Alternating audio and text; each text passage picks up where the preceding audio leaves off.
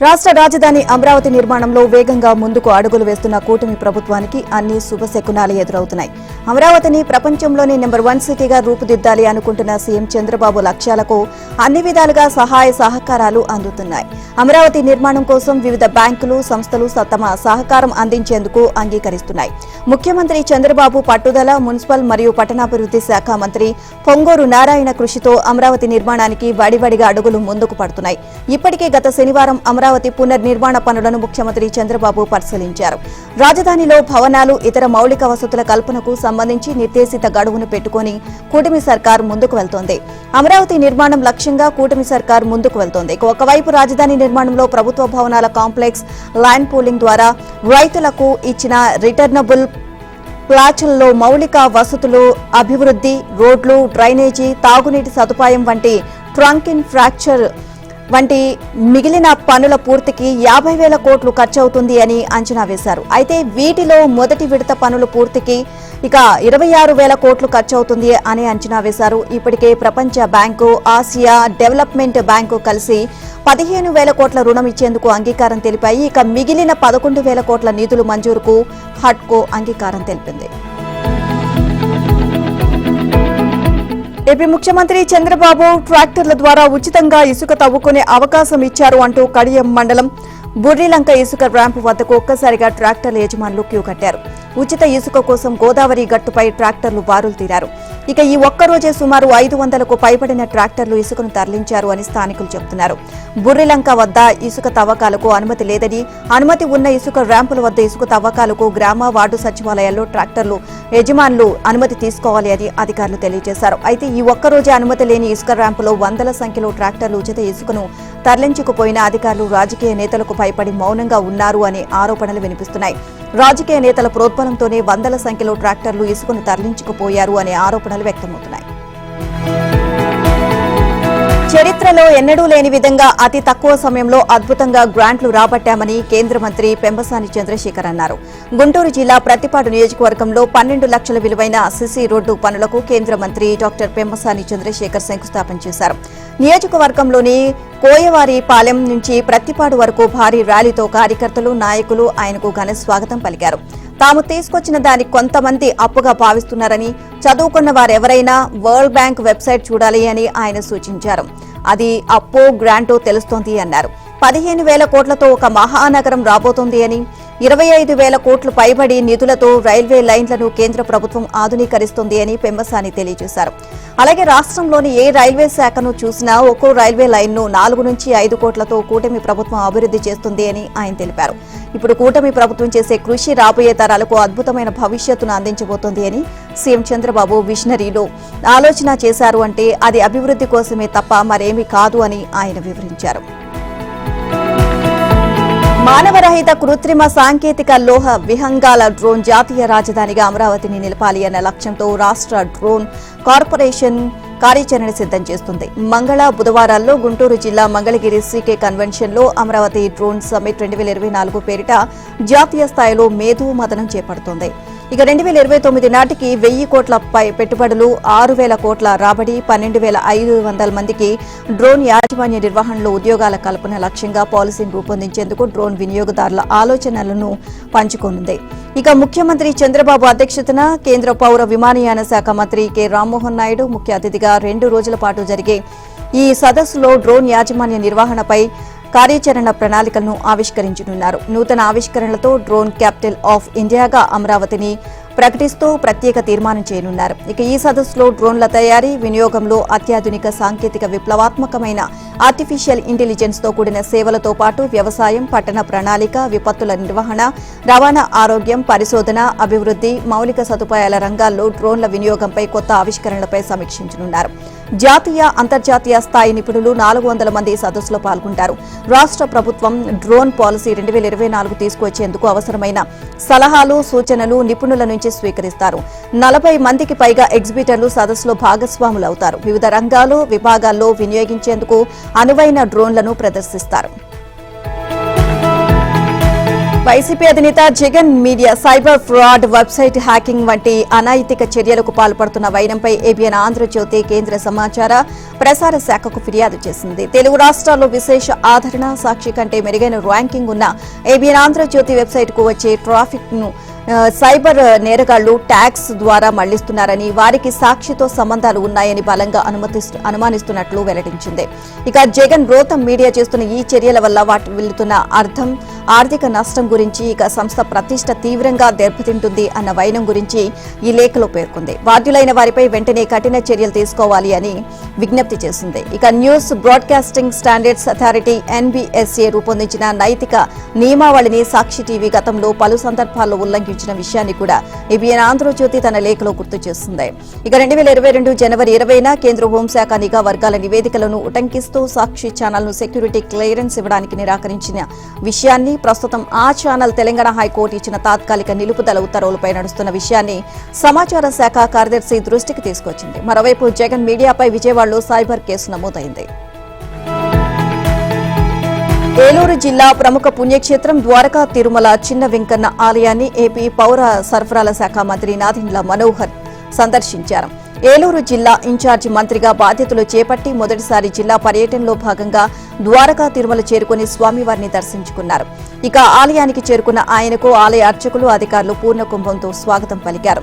ఇక మంత్రితో పాటు ఎమ్మెల్యేలు మద్దిపాటి వెంకట్రాజు, బడేటి చంటి, పచ్చమట్ల ధర్మరాజు స్వామి అమ్మవార్లను దర్శించి ప్రత్యేక పూజలు నిర్వహించారు. ఇక అనంతరం ఆలయ ముఖ మండపంలో మంత్రి, ఎమ్మెల్యేలకు ఆలయ అర్చకులు వేద ఆశీర్వచనం పలికి స్వామివారి తీర్థప్రసాదాలు అందించారు. ఆలయ ఈవో మంత్రి నాదెండ్లకు స్వామివారి మొమెంటోను అందజేశారు. అనంతరం జిల్లాకు చెందిన పలువురు ఎమ్మెల్యేలు, టీడీపీ, జనసేన ఇన్ఛార్జీలు మంత్రిని కలిశారు. వెలుగొండ, హంద్రీనీవా, పోలవరం ఎడమ కాలువ పనులపై ఇరిగేషన్ అధికారులతో మంత్రి నిమ్మల రామానాయుడు వీడియో కాన్ఫరెన్స్ నిర్వహించారు. గత వైసీపీ ప్రభుత్వం నిర్లక్ష్యం కారణంగా వెలుగొండ ప్రాజెక్టు పనులు పూర్తి కాలేదని ముఖ్యమంత్రి చంద్రబాబు ఆదేశాలతో ఈ వారంలో వెలుగొండ ప్రాజెక్టు సందర్శించి పనులను అత్యంత వేగవంతం చేస్తాము అని మంత్రి నిమ్మల తెలియజేశారు. వెనుకబడిన ప్రకాశం జిల్లా ప్రజలకు తాగునీరు, సాగునీరు అందించడమే సీఎం చంద్రబాబు లక్ష్యమని, హంద్రీనీవా ప్రాజెక్టు ప్రధాన కాలువ విస్తరణ, లైనింగ్ పనులు నవంబర్లో మొదలుపెట్టేలా ప్రణాళికలు సిద్ధం చేసి షెడ్యూల్ ఇవ్వాలని అధికారులకు ఆయన ఆదేశాలు జారీ చేశారు. పోలవరం లెఫ్ట్ కెనాల్పై గత 5 సంవత్సరాల పాలనలో ఒక్క అరబస్తా సిమెంట్ గాని, ఒక్క రూపాయి గాని ఖర్చు పెట్టని జగన్ పోలవరం కాలువలపై మాట్లాడే అర్హత ఎక్కడుంది అని నిమ్మల ప్రశ్నించారు. ఎంత ఖర్చైనా వెనుకాడకుండా ఉత్తరాంధ్రకు తాగునీరు, సాగునీరు అందించాలి అని చంద్రబాబు పోలవరం లెఫ్ట్ కెనాల్ పనులను ప్రారంభిస్తున్నారని ఆయన తెలియజేశారు. ఈ వీడియో కాన్ఫరెన్స్ లో ఇరిగేషన్ ప్రత్యేక ప్రధాన కార్యదర్శి సాయి ప్రసాద్, ఈఎన్సీ ఎం వెంకటేశ్వరరావు, సంబంధిత ఇరిగేషన్ అధికారులు పాల్గొన్నారు. మద్యం విధానంలో కోట్లు కొల్లగొట్టిన జగన్, కూటమి ప్రభుత్వం తీసుకొచ్చిన నూతన పాలసీపై మాట్లాడే అర్హత లేదని, ఆయన విమర్శలు సిగ్గుచేటు అని ఏపీ మంత్రి అచ్చెన్నాయుడు ఆగ్రహాన్ని వ్యక్తం చేశారు. శ్రీకాకుళం జిల్లా మూలపేటలో నిర్మాణం అవుతున్న గ్రీన్ ఫీల్డ్ పోర్ట్ నిర్మాణ పనులను ఆయన పునః ప్రారంభించారు. నూతన మద్యం విధానం ద్వారా 6 రోజుల్లో 600 కోట్ల ఆదాయం వచ్చిందని, 5 ఏళ్ల వైసీపీ పాలనలో మద్యం ద్వారా ఎంత పెద్ద మొత్తంలో ప్రభుత్వ ఆదాయానికి గండి కొట్టారో అర్థం చేసుకోవాలని ఆయన తెలియజేశారు.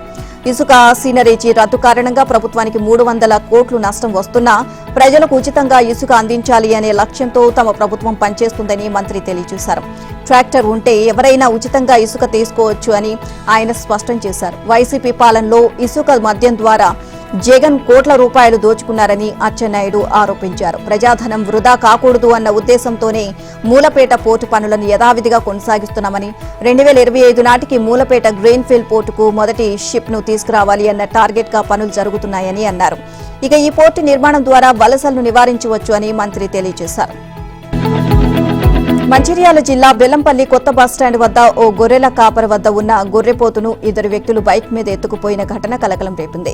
గొర్రెలను మేపుకుంటూ స్థానికంగా గొర్రెలతో పాటు అతడు ఉండడాన్ని గమనించిన దొంగలు అతడి వద్ద ఉన్న గొర్రెపోతును చోరీ చేయాలని ప్లాన్ చేశారు. దీంతో కాపరి వద్దకు వచ్చి మాటామాటా కలిపి ఉన్న పాటుగా వెంట తెచ్చుకున్న బుల్లెట్ బైక్ మీద గొర్రెపోతును పట్టుకుని పారిపోయారు. ఇక ఆ సమయంలో వారిని పట్టుకునేందుకు అతడు పరిగెత్తిన ప్రయోజనం లేకుండా పోయింది. అయితే అతడి వద్ద ఉన్న మొబైల్ ఫోన్లో వీడియో రికార్డ్ చేసి బాధితుడు డయల్ 100కు కాల్ చేయడంతో అక్కడికి చేరుకున్న పోలీసులు వివరాలు సేకరించి స్థానికంగా ఉన్న సీసీ ఫుటేజీని పరిశీలించి దొంగల్ని అదుపులోకి తీసుకున్నారు. ఎట్టికేలకు గొర్రెపోతును బాధితుడికి అందజేయడంతో అతడి ఆనందానికి కరీంనగర్ జిల్లాలో ఈఎస్ఐ ఆసుపత్రిని ఏర్పాటు చేయాలని కోరుతూ కేంద్ర హోంశాఖ సహాయ మంత్రి బండి సంజయ్ కేంద్ర కార్మిక శాఖ మంత్రి డాక్టర్ మన్సుఖ్ మాండవీయను కోరారు. న్యూఢిల్లీలో ఆయన్ను కలిసిన బండి సంజయ్ కరీంనగర్ జిల్లాలో ఈఎస్ఐ ఆసుపత్రి ఏర్పాటు చేయాల్సిన అవసరాన్ని వివరించారు. ఇక కరీంనగర్ జిల్లా కేంద్రం మెడికల్ హబ్ గా మారిందని, ఉత్తర తెలంగాణ జిల్లాల నుండి ప్రజలు వైద్యం కోసం కరీంనగర్ కు రావాల్సి వస్తోంది అని, ఉత్తర తెలంగాణలో బీడీ కార్మికులు, నేత కార్మికులతో సహా వివిధ రంగాల్లో పనిచేస్తున్న కార్మికుల సంఖ్య అధికంగా ఉందని బండి సంజయ్ వివరించారు. ఈ నేపథ్యంలో కరీంనగర్ జిల్లాలో ఈఎస్ఐ ఆసుపత్రిని ఏర్పాటు చేయడం వల్ల తమ ప్రాంత ప్రజలకు ఎంతో ప్రయోజనం కలుగుతోంది అని ఆయన తెలిపారు. బండి సంజయ్ విజ్ఞప్తికి కేంద్ర మంత్రి మాండవీయ సానుకూలంగా స్పందించారు. అతి త్వరలో ఈఎస్ఐ ఆసుపత్రి ఏర్పాటుపై నిర్ణయం తీసుకుంటామని ఆయన హామీ ఇచ్చారు. అసెంబ్లీలో ఏ నియోజకవర్గానికి సమస్య ఉందో ఎమ్మెల్యేలు స్పీకర్ ద్వారా ప్రభుత్వం దృష్టికి తీసుకొస్తారు. కానీ తెలంగాణ అసెంబ్లీ స్పీకర్ సొంత నియోజకవర్గం వికారాబాద్ మర్పల్లి మండలంలో సమస్యల పరిష్కారం కోసం ఏకంగా బుక్ చదివి వినిపించడం చర్చనీయాంశంగా మారింది. తెలంగాణ స్పీకర్ గడ్డం ప్రసాద్ కు వింత ఘటన ఎదురైంది. తమ గ్రామంలో నెలకొన్న సమస్యలన్నింటినీ పరిష్కరించాలి అని మర్పల్లి మండలం కోట్ మర్పల్లి ఏకంగా బుక్లెట్ చదివారు. దాదాపు 6.5 నిమిషాల పాటు ఆయన్ను నిలబెట్టి బుక్ ను చదివారు. గ్రామస్తులు సమస్యలు చదువుతున్నంత సేపు స్పీకర్ ఆసక్తిగా చూస్తూ ఉండిపోయారు.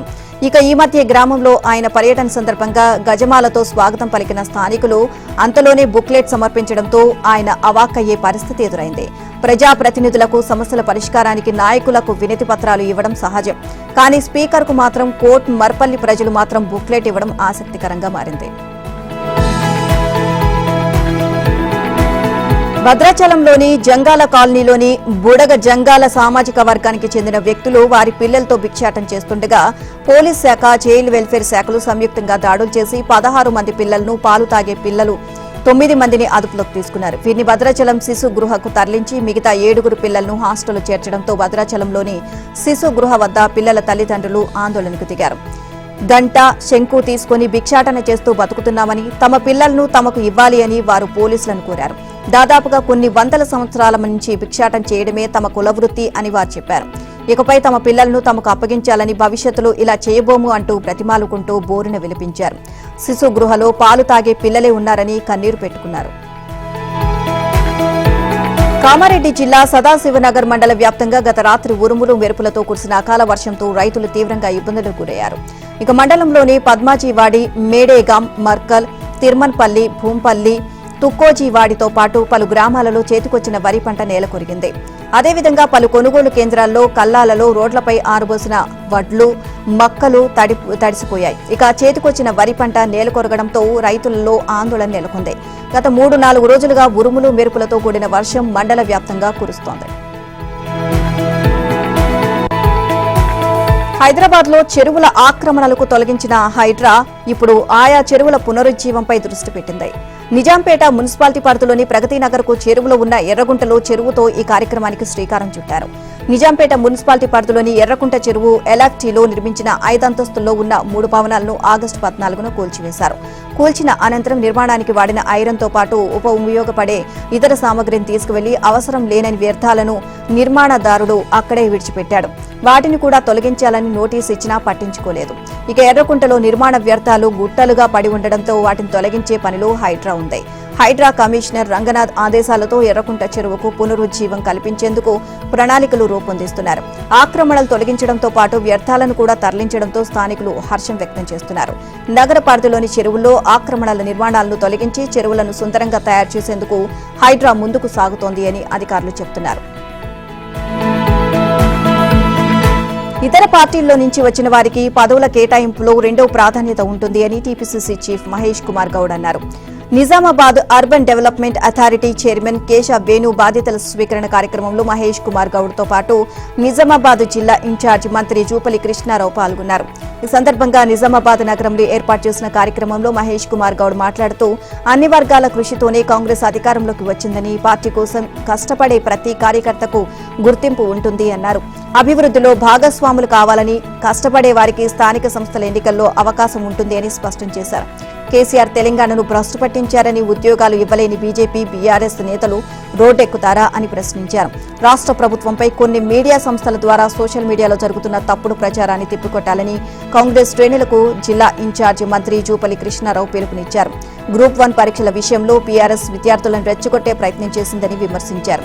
అలాగే రైతు భరోసా, డబుల్ బెడ్రూమ్ ఇళ్లపై ప్రజలను తప్పుదో పట్టిస్తున్నారని అన్నారు. ఇక గత 10 ఏళ్లలో రాష్ట్ర ఆర్థిక స్థితిని అధ్వానంగా తయారు చేశారని, కేసీఆర్ హయాంలో చేసిన అప్పులకు నెలకు 6,000 కోట్ల వడ్డీ చెల్లిస్తున్నామని అన్నారు. నియంతలా పాలించిన కేసీఆర్ కు ప్రజలు బుద్ధి చెప్పారని అన్నారు. పట్టభద్రుల ఎమ్మెల్సీ ఎన్నికల నేపథ్యంలో ఓటర్ నమోదును ఉద్యమంలో చేపట్టి పార్టీ అభ్యర్థులను గెలిపించాలి అని సూచించారు. ఇటీవల భారత్లో పౌర విమానాలకు బాంబు బెదిరింపులు ఎక్కువవుతున్నాయి. ఈ నెల 14 నుంచి వారం రోజుల వ్యవధిలో సుమారు 100 బెదిరింపు కాల్స్ వచ్చాయి. ఈ నేపథ్యంలో కాల్స్, సోషల్ మీడియాలో ఫేక్ పోస్టుల ద్వారా బెదిరింపులకు పాల్పడే వారికి జీవిత ఖైదు విధించేలా చట్టంలో మార్పులు తీసుకువచ్చేందుకు ప్రయత్నిస్తున్నామని కేంద్ర పౌర విమానయాన శాఖ మంత్రి రామ్మోహన్ నాయుడు చెప్పారు. విమానయాన భద్రతే ప్రభుత్వానికి అత్యంత ప్రాధాన్యమని, బెదిరింపు కాల్స్ చేసేవారిని నో ఫ్లై జాబితాలో చేర్చేలా నిబంధనలు సవరిస్తామని ఆయన పేర్కొన్నారు. ఇలాంటి బెదిరింపులకు పాల్పడడాన్ని శిక్షార్హమైన నేరంగా పరిగణించి తగిన శిక్ష, జరిమానా విధిస్తామని తెలియజేశారు. సోమవారం ఆయన విలేకరులతో మాట్లాడుతూ ఇప్పటి వరకు వచ్చిన బెదిరింపు కాల్స్ అన్ని ఫేక్ అని తేలింది అని చెప్పారు. అయినప్పటికీ పౌర విమానయాన శాఖకు కఠినమైన ప్రోటోకాల్ ఉంటుందని, ఇక దాన్నే తాము పాటిస్తున్నామని స్పష్టం చేశారు. భద్రత విషయంలో రాజీ పడే ప్రసక్తే లేదు. బెదిరింపు కాల్స్ పై హోంశాఖ, ఇతర ఏజెన్సీలతో కలిసి దర్యాప్తు వేగవంతం చేస్తున్నాం. అందరి సమిష్టి కృషితో త్వరలోని మెరుగైన పరిస్థితి తీసుకొస్తామని రామ్మోహన్ నాయుడు వివరించారు. వయనాడ్ ఉప ఎన్నిక గెలుపు కాంగ్రెస్ కు ప్రతిష్టాత్మకంగా మారింది. గాంధీ కుటుంబానికి చెందిన ప్రియాంక తొలిసారిగా ఎన్నికల బరిలో నిలవడంతో అధిష్టానం ప్రత్యేక శ్రద్ధ పెట్టింది. ప్రియాంక గాంధీ గెలుపు కోసం యావత్ కాంగ్రెస్ దృష్టి కేంద్రీకరించింది. గత లోక్సభ ఎన్నికల్లో రాహుల్ గాంధీ వయనాడ్తో పాటు రాయ్బరేలీ స్థానం నుంచి పోటీ చేసి 2 చోట్ల విజయం సాధించారు. రాయ్బరేలీ నుంచి ఎంపీగా కొనసాగుతూ వయనాడ్ స్థానానికి రాజీనామా చేశారు. ఈ నేపథ్యంలో అక్కడ ఉప ఎన్నిక అనివార్యమైంది. గాంధీ కుటుంబాన్ని రాయ్బరేలీ, అమేథీ తర్వాత అక్కున చేర్చుకున్న నియోజకవర్గం వయనాడ్. 2019లో కాంగ్రెస్ కంచుకోట అమేథీ రాహుల్ గాంధీ ఓటమి పాలవగా వయనాడ్ మాత్రం అఖండ విజయాన్ని సాధించారు. ఇక 2024 లోక్సభ ఎన్నికల్లోనూ అక్కడి ప్రజలు రాహుల్ గాంధీని అక్కున చేర్చుకున్నారు. అత్యధిక మెజారిటీతో గెలిపించారు. అందుకే గాంధీ కుటుంబానికి చెందిన ప్రియాంకను బరిలో నిలపడం ద్వారా వయనాడ్ తమకెంతో ప్రత్యేకమని చెప్పేందుకు కాంగ్రెస్ ప్రయత్నిస్తోంది. వయనాడ్లో యూడీఎఫ్ తరపున కాంగ్రెస్ పార్టీకి చెందిన ప్రియాంక గాంధీ ఈ నెల 23న నామినేషన్ దాఖలు చేయనున్నారు. ఇక ఈ విషయాన్ని ఏఐసీసీ సోమవారం అధికారికంగా ప్రకటించింది. అమెరికా అధ్యక్ష పదవికి పోటీ పడడాన్ని ప్రపంచ కుబేరుడు ఎలాన్ మస్క్ అనేకసార్లు తోసిపుచ్చిన విషయం తెలిసిందే. తాజాగా ఇదే విషయంపై మరోసారి మాట్లాడిన ఆయన అందుకు న్యాయపరమైన, వ్యక్తిగత కారణాలకు వివరించారు. తాత అమెరికన్ అయినప్పటికీ తాను ఆఫ్రికాలో జన్మించినందున అధ్యక్ష పదవికి అనర్హుణ్ణి అన్నారు. ఇక ఇటీవల ఈ కార్యక్రమంలో మాట్లాడుతూ తనకు రాజకీయాలపై అంతగా ఆసక్తి లేదు అని మరోసారి స్పష్టం చేశారు. తన తాత అమెరికన్ అని, తాను జన్మించింది ఆఫ్రికాలోనని, అందుకే అధ్యక్షుణ్ణి కాలేను అని మస్క్ చెప్పారు. నిజానికి అధ్యక్షుణ్ణి కావాలని లేదో అన్నారు. రాకెట్లు, కార్ల అభివృద్ధిపైనే నాకు ఆసక్తి, అంతరిక్ష యానంపైనే నా దృష్టి కొనసాగుతుంది అన్నారు. ప్రజలకు ఎంతో అవసరమైన సాంకేతికతలను రూపొందించడం ఇక ఇష్టం అని ఎలాన్ మస్క్ పేర్కొన్నారు. రిపబ్లికన్ అభ్యర్థి డొనాల్డ్ ట్రంప్ కు తన మద్దతు ఉంటుంది అని ఇప్పటికే ప్రకటించిన మస్క్ ఆయనకు మద్దతుగా ప్రచారంలోనూ పాల్గొంటున్నారు. ఇక ఇదిలా ఉంటే అమెరికా అధ్యక్ష రేసులో ఉన్న కమలా హారిస్, డొనాల్డ్ ట్రంప్లు ముమ్మరంగా ప్రచారం చేస్తున్నారు. నవంబర్ 5న అక్కడ ఎన్నికలు జరగనున్నాయి. బ్రిటన్ రాజు కింగ్ చార్లెస్ IIIకు ఆస్ట్రేలియా పార్లమెంట్లో షాక్ ఎదురైంది. ఆ దేశానికి అధికారికంగా పాలకుడైన ఆయన సోమవారం పార్లమెంట్ను ఉద్దేశించి ప్రసంగించారు. ఆయన మాట్లాడడం పూర్తయిన వెంటనే స్థానిక ఆదివాసీ సెనేటర్ లిడియా థోర్పే రాచరికానికి వ్యతిరేకంగా పెద్దపెట్టిన నినాదాలు చేశారు. మా భూమిని తిరిగి ఇచ్చేయండి, మా నుంచి దోచుకున్నవి మొత్తం వాపసు ఇవ్వండి, ఇది మీ భూమి కాదు, మీరు మా రాజు కాదు. ఆస్ట్రేలియా ఆదివాసీలపై ఐరోపా వలసదారులు నరమేధానికి పాల్పడ్డారని ఆమె దాదాపు నిమిషం పాటు పెద్దగా కేకలు వేశారు. వలస విధానాన్ని థోర్పే ఎప్పుడూ వ్యతిరేకిస్తారని పేరుంది. 2022లో థోర్పే ప్రమాణ స్వీకార సమయంలో కూడా వలస రాజ్యపాలకురాలంటూ క్వీన్ ఎలిజబెత్ IIను అభివర్ణిస్తూ ప్రమాణ స్వీకారం చేశారు. దీంతో నాటి ఛాంబర్ ప్రెసిడెంట్ ను లిన్స్ ఆమెను ఉద్దేశించి సెనేటర్ థోర్పే మీరు ప్రమాణ స్వీకారం కార్డులో ప్రచురించిన అంశాన్ని మాత్రమే చదవాలి అని సెర్చ్ చేశారు. ఇక ఆస్ట్రేలియా రాణి హోదా నుంచి క్వీన్ ఎలిజబెత్ IIను తప్పించి పార్లమెంట్ సభ్యులు ఎన్నుకున్న వారిని నియమించేలా 1999లో ఓటింగ్ జరిగింది. నాడు స్వల్ప మెజారిటీతో ఈ తీర్మానం రణం వీగిపోయింది. మరోవైపు దేశంలో ఆదివాసీ కన్సల్టేటివ్ అసెంబ్లీ ఏర్పాటుకు తీర్మానాన్ని కూడా 2023లో పార్లమెంటు భారీ మెజారిటీతో తిరస్కరించింది. ఆస్ట్రేలియా దాదాపు 100 ఏళ్లకు పైగా బ్రిటన్ వలస రాజ్యంగా ఉంది. ఈ సమయంలో వేలాది మంది ఆదివాసీ ఆస్ట్రేలియన్లు హత్యలకు గురయ్యారు.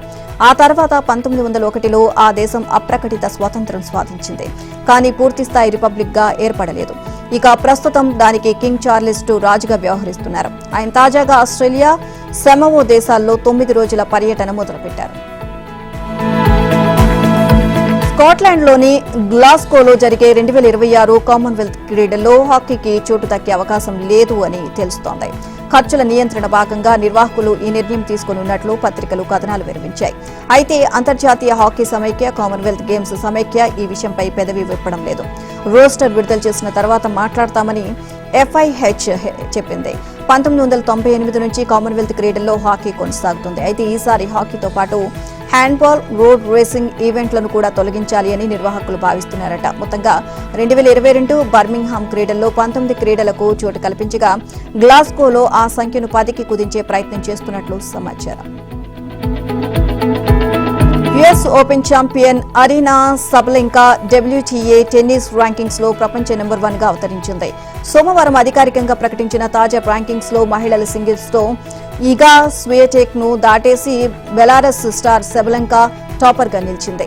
ఇక గత 11 నెలలుగా టాప్ ర్యాంక్ లో కొనసాగిన పోలాండ్ క్వీన్ స్వియాటెక్ 2వ ర్యాంకుకు పడిపోయింది. సబలెంకా నెంబర్ 1 ర్యాంకు దక్కించుకోవడం ఇదే తొలిసారి కాదు. గత ఏడాది సెప్టెంబర్ నుంచి నవంబర్ దాకా ఆమె టాప్ లో నిలిచింది. ఇక Coco Gauff, Jessica Pegula, Elena Rybakina వరుసగా 3, 4, 5 ర్యాంకులతో టాప్ 5 లో ఉన్నారు.